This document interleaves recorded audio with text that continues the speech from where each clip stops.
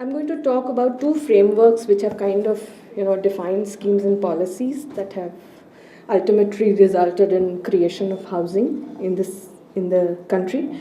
So, primarily looking at 5 years plans across the trajectory of the plans it has, and looking at some schemes and what they have largely done to the housing sector. And then I might go into some solutions, not solutions, some approaches which could be probably replicable and which has worked at some cities, which has worked in some cities, and which has not worked in some cities. So we may need to think collectively what we should take from what I am saying and what we should leave where it should be left. So yes, looking at the 5 year plans, the first phase of the 5 year plans till the fifth 5 year plans, let me say that it had a focus of provisioning for the poor in the cities, and there were some institutions that were kind of built up, and these institutions primarily would cater to the housing provision for the poor in the city. Like there were some institutions like National Building Construction Board, State Housing Board, and Housing and Urban Development Corporation, and things like that. There were some legislations also brought in during that time, like the Urban Land Ceiling Act, ULCRA, and this was primarily geared towards procuring land for the housing provisions of the poor in the city. However, this continued in the second phase, which is till the seventh 5 year plan. And till that time, primarily the focus was still providing for the poor in the cities, but the seeds of privatization were sown, like the Housing Development Finance Corporation was rooted in the private sector, and so all the credit, the actual construction of housing and everything, still this time was kind of for the urban poor. But then on, from the something that's the third phase, you don't see this happening. In the third phase onwards, obviously the cities, it was imagination that cities are now the engines of growth, and if any development is going to happen, it's going to happen through the cities. The quality of life no more was the indicator for development, rather the GDP became the indicator for or the measure of development. The contribution to GDP became the measure of development. And yes, so that's when it was decided that private parties should play major roles in provisioning of housing, and similar provisions were started. Provisions were made. Then came the fourth phase, and this starts around 11th 5 year plan, when they acknowledge that whatever we have done has failed miserably. It has not been adequate to answer all the housing solutions that we have attempted, and therefore we have to do something in a mission mode, in a more aggressive mode. And the tools would be definitely PPP, more aggressively PPP, and I'm seeing faces who can acknowledge what I'm saying. So yes, the tools would be PPP. Now, another shift was that from low-rise, low-cost housing, the shift was toward high-rise, expensive housing, and that's and then started the monetization of land, the subsidization by monetization of land, and giving away to the developers to kind of play around with it. So this is continuing till date. Now the second thing that I would like to look at is various schemes like JNNURM, Rajiv Awas Yojana, IHSDP, and now SRA in Maharashtra, not Maharashtra, but few cities in Maharashtra, and what have they done to the entire housing sector. So yes, JNNURM, the BSUP component of JNNURM, in the annual report of the Ministry of Housing and Urban Poverty Alleviation, it says that JNNURM, BSUP component of JNNURM was geared towards rehabilitation and redevelopment of slums. And this is exactly what has happened. The name may be provide basic services for the urban poor, but basic services for the urban poor were provided by way of construction of housing and provisioning of services based on it. And I might want to share an experience of Nanded, where I have worked a little bit in the peripheral communities where BSUP projects were implemented. And one sees that when there is already a law, which is a Gunthewari law, which enables you to regularize the plot of land. So there is already a tool which can enable people to regularize their lands, and with a notification, each municipal corporation has been able to tweak it around, and there is a notification in Nanded where regularization of land is accompanied by the regularization of the construction that is on that land. So there was no need to reconstruct the houses for that matter. But actually, the houses were reconstructed, and we all know what happens when something like this happens. There were innumerable delays in implementation, the cost escalations were there. Subsequently, there was indebtedness because people found it very difficult to stay where they had no other provision. Apart from that, something very interesting happened, and this was that very stringent building construction norms were kind of implemented.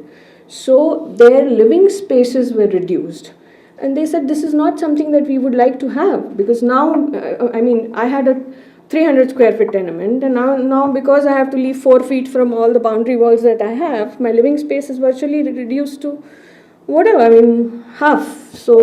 So then there was a negotiation around it, and then this negotiation kind of helped people, and people said that okay, we will what you need to provide us with a 300 square feet carpet area. So it can be split into two, so you have something down and you have something above it to make it 300 square feet completely, and then so this negotiation was done after a lot of engagement with them, and this was locally done. Now, JNNURM provided this scope because the implementers of BSUP was the municipal corporation. Similarly, when there were innumerable delays in implementing, the people said, we'll construct our own houses, and you provide us with, you pay us when you are going to pay, and people did kind of start taking contracts, and they constructed their own houses and built them and things like that. But here the point is that every level of development required a big set of negotiations. Now this could have been easily done away with by regularization of their tenements as well as the plot of land, and it was a very easy method. People would have done it at their leisure, at their pace, and it would have been more habitable than what it is right now. I mean, there is another struggle right now going on where they're trying to connect it with the city sewerage system, getting electricity, and at every level people have had to spend a lot of money. So provision of basic services would have sufficed in this situation, but it was pushed down the throat of the housing, a concrete. Sandeep was talking about the imagery, and I think for us the imagery is that a housing is a housing only if it is a concrete housing. So the transformation was from a kacha pakka housing to a pakka housing, and in that process there were layers of vulnerabilities that were created around it. Now, so I've spoken about JNNU. IHSDP almost has similar kind of experiences. Now we come to SRA. SRA is something very interesting, and it has been able to influence a lot of ways in which housing is provided now, specifically for economically weaker section and LIG categories. This is very interesting because it has been applauded. It is an absolute failure. In the last 20 years of its existence, it has merely catered to, it has merely been able to construct 1,35,000 tenements, which is even less than 13% of what they promised. So it is a failed scheme. But why does it appeal to everyone? It appeals to everyone because by design it is exclusionary. It appeals to everyone because nobody has to do anything. The government doesn't have to do anything. It is a PPP model. People and the land share for the rich in the city is kind of brought in through these programs. So yes, so it has not been inclusionary. It is not a solution, and yet it is the only program for housing for the poor that is being implemented in the city of Mumbai, Thane and Pune. Pune rejected it,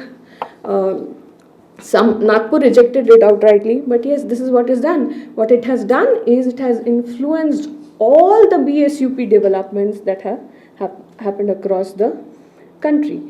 And where there was no need to create multi-storied structures, they have created multi-storied structures, and many of them, surprisingly, are ghost apartments that are created. The second thing that I would like to, now not dwelling too much on various schemes, I'm sure people know about it. What has also happened is that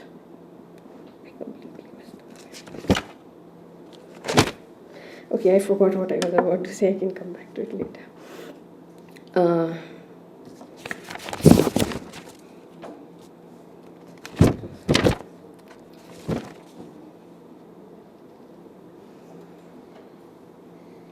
I'm so sorry, I've completely missed out on it, but I can still talk about it. Talk about what solutions one can think about, and then if I remember, I'll get back to it. So what should we look at? So one, we have seen that every development that's happening on the front of housing is kind of reducing the share of land of people for the poor in the city.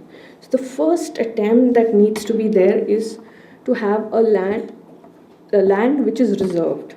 And it doesn't just end there. So there has to be a process where this land is reserved and taken off any market dynamics.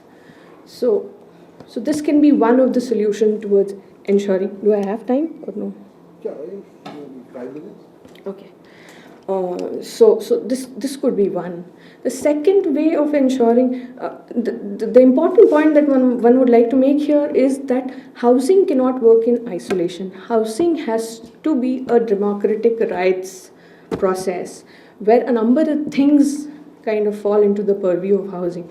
Very interestingly, there is a slum community in Behrampada, which is on a very, very prime location, very close to Bandra station, right outside the Bandra station, but it has not been able to negotiate the benefits that other slums in the city have been able to negotiate.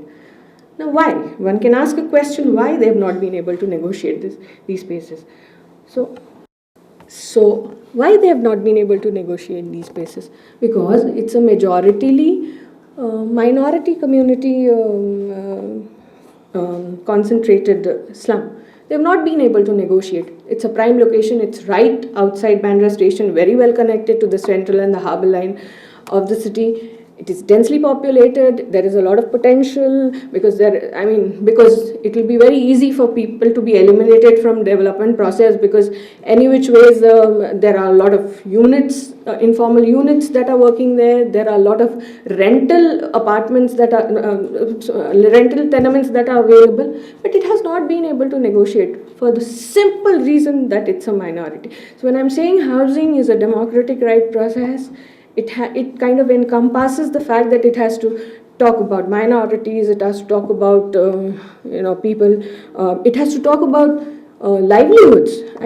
All the imagery that is created for redevelopment of housing, by redevelopment of housing, is only the imagery of habitats and not livelihoods. So we are doing a small experiment where we are trying to weave in the SRA model, a provision of livelihood space, We are doing some advocacy around it. So the calculation goes simple. It's a hypothetical assumption that we are taking. It may find ground, it may not find ground. We are saying for every 100 tenement, there has to be a 50 square, 300 plus 300, 275 plus 275, so around 500 something. So 2 tenements after each 100 tenements should be dedicated for livelihood space. And we are tweaking the DCRs here and there to kind of accommodate it. And it's quite possible to accommodate something like that. And it will cater to, let's say, around 80 people working in 4 shifts of 4 hours each. So one is wanting to look at the home-based women workers who are working otherwise in these tenements, in their slum tenements, and those linkages are completely lost. And it has also got to do with the fact that when they are in this in an apartment kind of a situation where it's also associated with the status that they want to attain. And it's fallacious because they can't afford to have that kind of status. So apartment में है तो शायद हम उस तरह का काम नहीं करना चाहेंगे, या apartment में है तो हम उस तरह के linkages नहीं रखना चाहेंगे. So this is the kind of ये that operates. The second point that I think is important is that we have to reclaim the governance. And by this I mean and there has been an excellent process that has been followed. There is Sitaram here, there is Arvind here, the engagement with the development plan process in Mumbai. And they are the right people to talk about it, and I'm sure they'll add when I'm done. So this is one way that we can find some solutions for ourselves. The other point that I would like to make is the upgradation that needs to be done. Not every house needs to be broken up and reconstructed in a particular fashion and a format. So there is a need for upgradation. And that's quite a possibility. And there could be simple solutions like providing toilets in the tenement. And we did a small experiment. Now we are kind of expanding it. So we constructed some 12 toilets in the tenement, linking them up with the sewer connection. And mind you, it's not a very expensive exercise to actually do. I mean, but at least for Mumbai slums, there has to be a certain reorganization that needs to happen even after provisioning of this kind of upgradation. So yes, this might be a solution in interim. So this is probably some thoughts that can go towards what housing solutions can look like. Thank you.